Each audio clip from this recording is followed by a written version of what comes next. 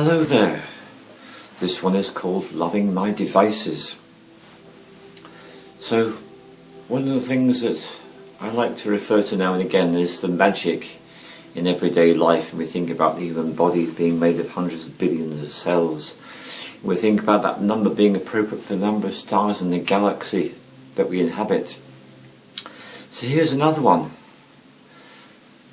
The devices that we make use of in our daily life, whether it's an iPad or a laptop or a phone or a car, whatever it is, there's so much more to it than meets the eye. So this is another one in the infinite number of films, all based upon the theme of nothing is as it seems. Because it seems like these devices are no big deal, and it seems like that they have no consciousness. However, it's Western occultism that taught us this very particular useful word, which is hylozoism.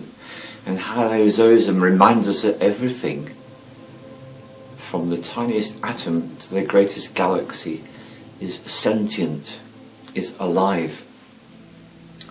This is a really deep spiritual truth. So all the atoms in every cell of your body, and in the jumper that I'm wearing, and in the device I'm using to record this film, all these atoms actually have a sentience. They've got an aliveness about them. However, that's not what I'm here to talk about. I'm here to talk about these devices. So here's the thing. The very device I'm using to make this film is a combination of the following ingredients. First of all, there are plants which died, which then formed a liquid, which then got compressed into what we call oil, that got dug up out of the ground, mined out of the ground, and that oil then got converted into plastic. So that's the plastic component of the device that I'm using to make this film. And then there's the metal component. All electrical devices and mechanical devices like cars and so on, they're made of metal. So metals are again mined out of the ground and refined and prepared and produced. So that's the second ingredient. And then the third ingredient is crystals. And we know that crystals have got consciousness. This is really obvious. They can be used to amplify all sorts of interesting properties crystals have when you make use of them. So to make a typical device like a phone or an iPad or a laptop, what you've got is you've got the confluence of these three primary ingredients. You've got the plastics, which is the oil, which is the plants. You've got the metals, which are literally coming out of the ground, and you've got the crystals, which again come out of the ground. So what we've done as human beings, we've taken these three components and we have been incredibly intelligent, and we've worked cooperatively with these three ingredients to make the device which I'm using to make the film. So here's the thing. The fact that we have actually worked together cooperatively with our intelligence, combining these in a very special way to make integrated circuits, printed circuits, and all the rest of what it is that actually causes this device to come into being. What we've done is we have used our powers as creators, and I've made this point many times in our films that I share with you, which is one of the helpful ways to look at us as humans, as physical beings, is that we are gods and goddesses in the making.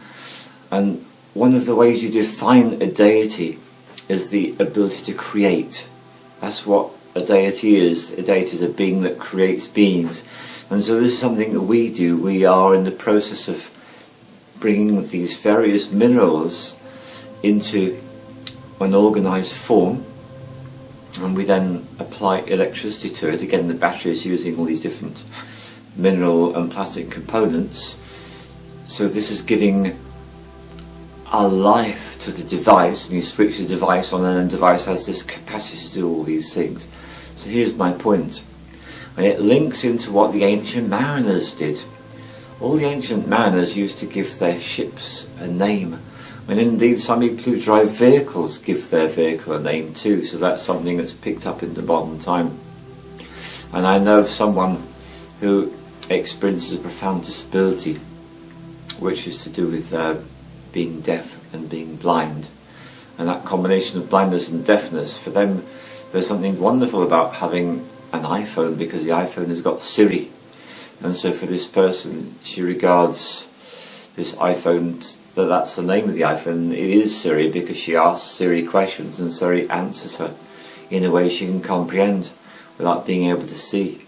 Incredible, isn't it? So, here we go.